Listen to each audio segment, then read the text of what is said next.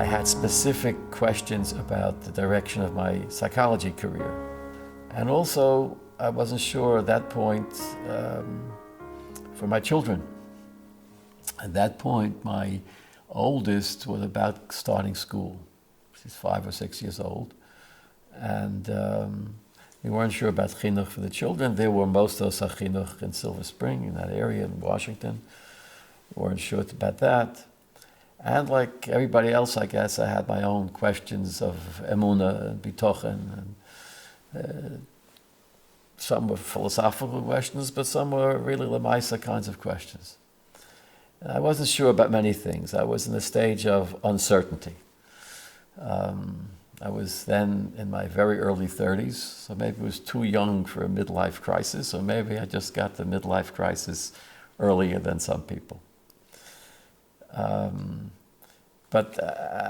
I was probably depressed because of this, or just in general.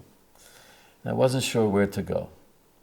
I called him up from the house, my apartment in Silver Spring. And I got through immediately to the Gabbai. And in the background, he answered the phone, "Oh, hello, who's this?" in English, if I'm not mistaken. And the Rebbe said from the distance, I know it was the Rebbe's voice, because I knew the Rebbe's voice, "Wer ruft Reret?"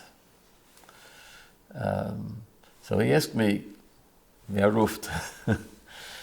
So I said, "Ich bin a Yid from Maryland, from Silver Spring, Maryland." "Why are you calling?" I didn't say my name. He says, "Why are you calling?" So I told him, I have questions about my decisions I have to make, about my career. I spoke to him in English. About my career. I have questions in emunah. I'm a person with many, many questions. I'm a very, very uncertain stage of my life. And I would like to ask the Rebbe certain questions about decisions I have to make. I use the word uncertainty and decisions. So, as I was talking, the Gabbai was like paraphrasing what I was saying on the phone. I imagine so that the Rebbe should hear. He's saying, decisions, emunah, and professional choices, things like that.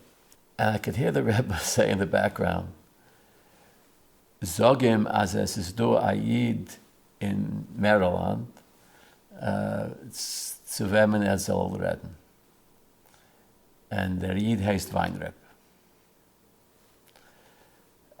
So the Rebbe Gabbai said to me, "Did you overhear what the Rebbe said?" I didn't believe my ears, all right, because I knew for sure I didn't say my name. I wasn't going to say my name unless I was directly asked. No one ever asked, "What's your name?" So he said, "Did you hear what the Rebbe said?" So I said, "No." I wanted to hear it again. So he said, "The Rebbe said that there's he quoted the Rebbe verbatim in Yiddish, "As ist du a Yid in Maryland,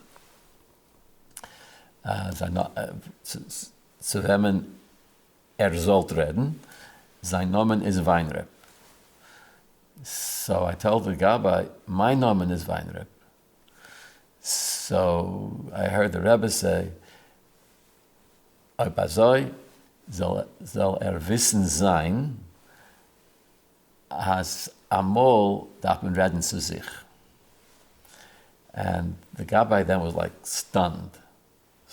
I mean, you can hear, he just stopped, he short of breath. He said, "The Rebbe said that sometimes it's best to talk to yourself. Is your name Weinreb?" So I said, "Yeah, my name is Weinreb, but maybe the Rebbe means a different Weinreb." So he says, "No, if the Rebbe says talk to Weinreb, you got to talk to Weinreb." So I thanked him very much. Obviously, since 1971, I've had many, many questions about many, many different things. And unfailingly, whenever I have any kind of question, even if it's a question in halacha, or a question in, should I learn this Masechta this month or that Masechta, whatever, or if it's a deeper question about shidduchim, my family, my own personal decisions, before I speak with anybody else, I put myself aside some time, and I study something to do with the Rebbe, Likutei Sichos or something. It's kind of connect again, and I think about it myself, and I listen to my, whatever you want to call it, my inner voice. I call it, and it's very, very helpful. And I've encouraged other people, before you go asking this and that other person, whoever it is, a Rebbe, a Rav, first talk to yourself. Listen to what you have to say about it. Sometimes that's the best aids.